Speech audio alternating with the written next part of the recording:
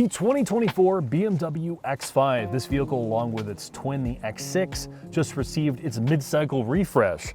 So we're going to walk you through what has changed from a mechanical perspective, but we're also going to walk you through what this thing is like to live with and look at and how it compares to the outgoing model year. We actually brought along a X540i 2019 model for a good comparison and to revisit that vehicle.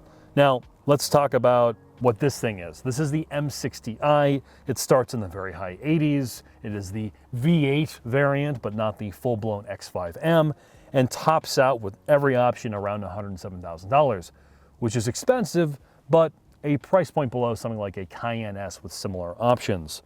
From an exterior perspective for 24, there are fairly subtle styling changes. Here's this car.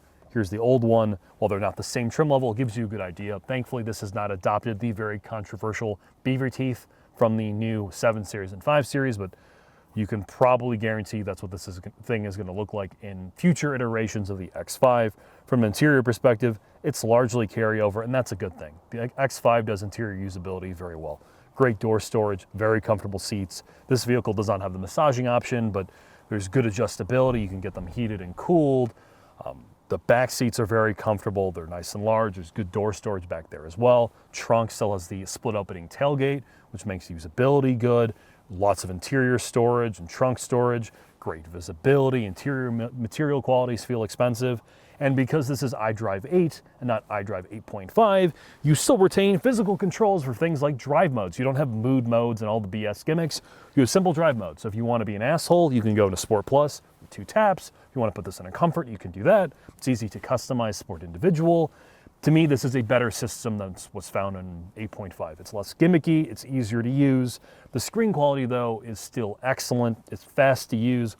While you've lost some of the physical controls on the older iDrive setup, along with physical HVAC controls, it's still relatively easy to use. And while I miss the older system, it's still great. And that's the general takeaway I have with the X5, is it is a very usable interior space that doesn't focus on gimmicks, and it prioritizes livability and quality. It's something that it does better than Mercedes and Audi, and really the only competitor in my eye is the Cayenne, which is way more money.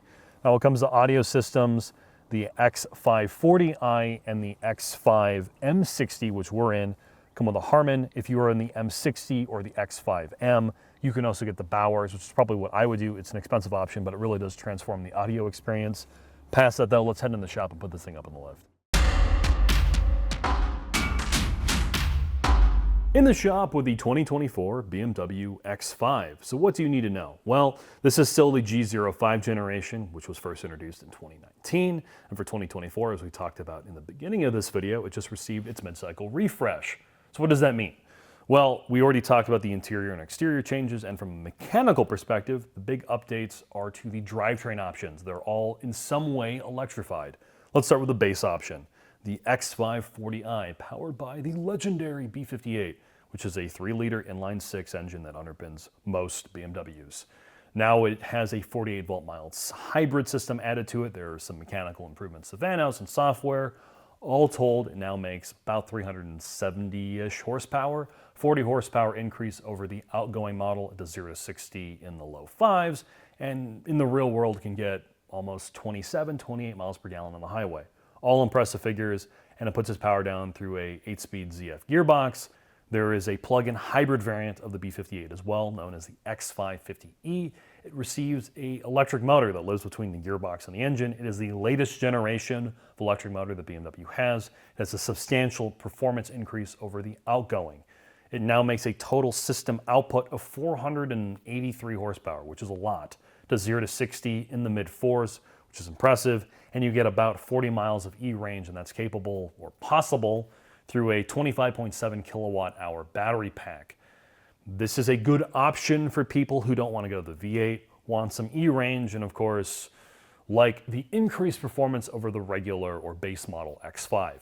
The other trim level we're going to talk about is what we're under. The M60i is the V8 variant. It is now a brand new engine. It used to be the N63, it is now the S68, the same V8 that underpins the X7 and the X5M and other performance V8 BMWs that are currently sold. It is a mild hybrid setup. It produces the same amount of horsepower as the outgoing variant. It has a lot of their efficiency and technical improvements as well, so these are supposed to be more reliable.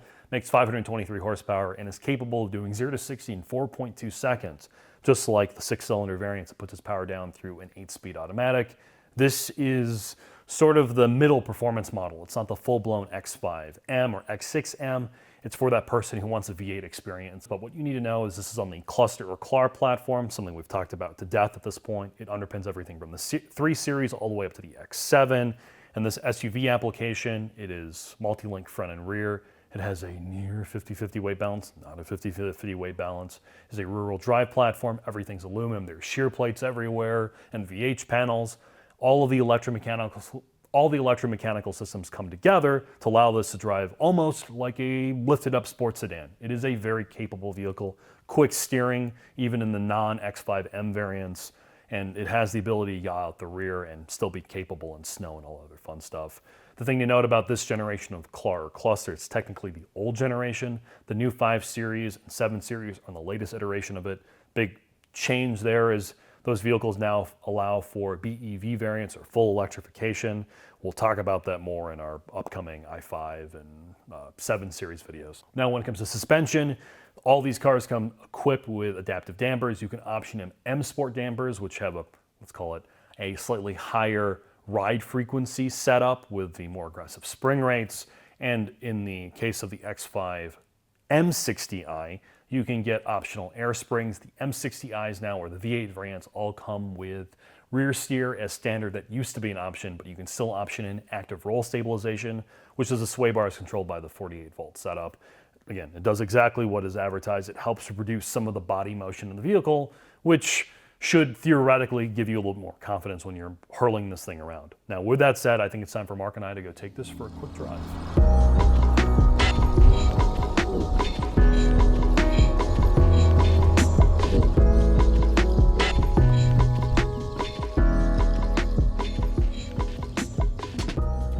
Gold standard, Mark. BMW X5. Gold standard business.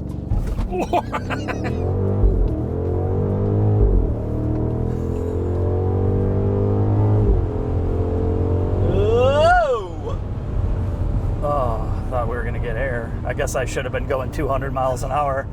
I'm going to be honest, we drive a lot of executive class full-size SUVs these days.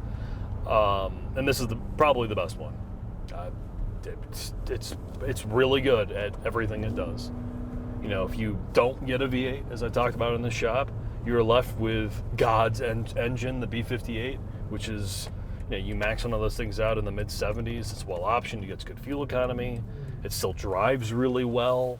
As you move up to the V8, you get the rear steer as standard. And dynamically, in many ways, it substitutes, because BMW no longer builds a 5 Series of the V8, that big V8 executive like cruiser, and it does everything so exceptionally well. I mean, there's not a whole lot to complain about, man. Yeah, and this V8 is, even with all the mild hybrid stuff, or because of it, it's so powerful. Gets reasonable fuel economy, like you're looking at low 20s if you sort of put this thing around, and obviously you can get into the low teens when you drive like you do, but it's really a very good vehicle. I mean, yeah, well, you're not buying this. You're certainly not buying this or the X5M because you care about fuel economy. No, but you don't want to be stopping every 5 minutes. I just don't think you care about that. You know, if you really, you're buying this because you want a V8. Yeah. Period. You want it, and you want all of the joy that it brings driving. And there's a lot of joy that you get from it. Yeah. And we had this discussion with the Cayenne, right? Like, we had this kind of debate with the Cayenne of, why would you spend Porsche money when this thing is so good? And this isn't even their top trim level. You know what I mean? Yeah. Like, it's not even their top trim level vehicle, but it delivers. And we're on snow tires. Yeah, too. We're on snow tires, which actually makes it a little bit more funny than normal. This thing drives so amazing for an SUV.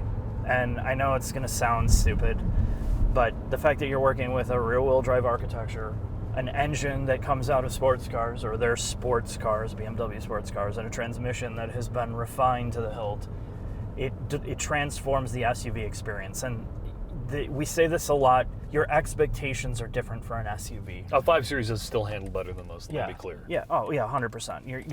You're buying this because you want a somewhat sports car experience out of an SUV, and this delivers a lot of that, and then some. I mean, obviously, it's still big. You still have weight transfer to deal with, and all the other things. The ride height, all of that. It's not a sedan. It's not a sports car, and you don't expect it to be. The fact that they've been able to simulate or create quick steering, quick responses, rotatability, still keeping it flat with a really good ride quality, and all the usability that BMW does really good with this kind of half generation of their new cars. It's far better, to my approximation, than what Porsche is doing, what Audi has done on their Q7, and of course Mercedes is just a shit show of electronics and all the things that have ruined that car. So let me walk through. I agree with you. I think as an overall package, particularly when you incorporate the price, I mean, this is $20,000 to $30,000 in the V8's case, less expensive than the Cayenne. What the Cayenne S does better is that last 5 or 10% of inputs. The steering's better. There's better connection to the chassis. And if you really do want that sports sedan replacement, the Cayenne does it better in the driving experience. And from the luxury elements of the interior space, it's fully customizable. I'd argue the interior material is better, and you can have that better boutique experience. However, when you factor in the money and the fact that this is a bigger vehicle than the Cayenne, it has, from a usability perspective and storage and all the stuff you want out of an SUV, the X5 does a better job. And most people are not going to drive the X5 like you and I are currently doing. Right. You don't really care, because the drivetrain, I will argue the Cayenne S sounds a little bit better, but this is just as good, makes just as much power. The trans tuning is just as near perfect. I mean, this is a great SUV. I think the argument becomes, and this is where I was starting to cop an attitude in that last Cayenne video, is you're looking at a Cayenne that's not even fully loaded at $150,000. No, you buy a Cayenne because you have so much money you don't care. It's not better than this. I'm sorry. This is maxed out. Yeah. The M60i maxed out at 107. And you don't even have to get all that stuff in here. You can get this for under $100,000. This is a much better value. You can get a leather dashboard, an interior that's really nice, great paint colors out of the box. It's still fast as hell. It still handles well. The transmission is great. I mean, it's a more purposeful vehicle. And it's like $50,000 less. You're not even, that 5% that you're saying is better in the Cayenne in terms of build quality, all the other little dynamics. Things. It's so minimal. And in an SUV, it just doesn't matter at the end of the day. I don't disagree with you. The only reason you buy the Cayenne is because you have so much money, it doesn't matter. Yeah, I for sure. I'm not discounting that. If $30,000 to you, and you want the best driving thing, you buy the Cayenne. Yeah, no, I agree with you, but you're still losing stuff. Yeah, you're still losing. Oh, 100%. Yeah. If you just want the best all-around SUV in this class, it's the X5. Yeah, 100%. And there's enough trims. I think that's what's interesting about the X5. You constantly talk about the inline six, and you have it in this video. That becomes the real commodity version, like the RAV4, the CRV. The 99.9% of people, that's the one you should get. Yeah. You get up to 30 miles per gallon, right? And if you're spending around 70 grand or 75, you do care about fuel economy. You get almost 30. It's really quick, and it has all of the dynamics other than the rear steer, which just increases initial quickness and turn-in, that this has. And I think for most people, like my parents, and that is a perfect luxury class two-row SUV. Well, what it does really, really well compared to other brands is you have that, right? You have the great engine and transmission in the lower trim level that does everything, and a great fuel economy. But you have a trim like this that they still have a V8 that is unbelievably fast, more than anything you need. And it's for somebody like me, I just still want a V8 experience, but I need a hauler. Like, I don't want to sacrifice that. And yes, you're throwing a lot of money your away. Kids, your dogs, whatever, You're definitely throwing away a lot of money for this, and it becomes a lease. So the X5 at this trim becomes lease only unless you have the need to pull a ton of miles outside of a lease, because the depreciation, the negative part about this thing, much like the X7, is it's one of the worst depreciating vehicles. Or a GLE or a Q7, or really all the cars in this class. Yeah, but this specifically takes a huge hit, and the V8 is prone to it. When you go and you look on a used car search, the 22s and the 23s, you can get this exact trim for like 60 to 70,000. That's almost $40,000 savings in one or two. As a used deal, this thing would be amazing. Right, and that's what I'm saying. Like, if you're going to lease this, you're going to love it. If you want this experience, you can find them dirt cheap's relative, but a massive savings, and that's part of the pro of the depreciation curve. And these have become a lot more reliable, but you're going to be spending a lot more money on maintenance with the V8s. And as I found out with the X7, everything is very expensive in terms of maintenance items. You're doing plugs more often, you're doing some major services, so you're going to be instead of a normal car where you're spending $500, you're going to be spending thousands of dollars, plus if you get big wheels and tires. Oh, it's the luxury, the fine print of this is still luxury good. Right. Is this better to drive than the commodity SUVs? Absolutely. 100%. Oh, absolutely. 100%. Like if you've been in SUVs and your requirement is to have an SUV that you need to drive every day, and your family requires it, or whatever your first world requirements are for this, and you've moved up, you have more income potential, and you've had like the commodity SUVs there, and there's nothing wrong with them, and you want more, this is the first one to look at, like by a wide margin. No, this is the one to buy. Yeah, 100%. Don't bother looking at the Q7 anymore or the GLE. Just go buy an X5 and you'll be happy. So with that, Mark, I'm tired of your big oil agenda, Jack.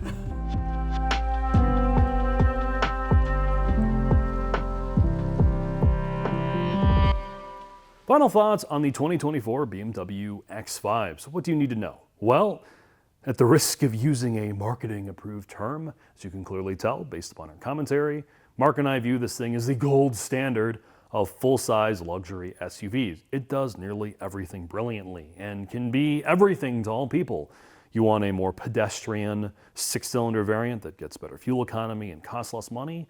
The X5 40i is a brilliant SUV. You want a V8 and you don't want the harsher ride of the X5M competition and all that burden of performance. This thing is amazing. The V8 has lots of charisma, makes great power. It's really fun to drive for a big SUV, and it's addictive, to be honest.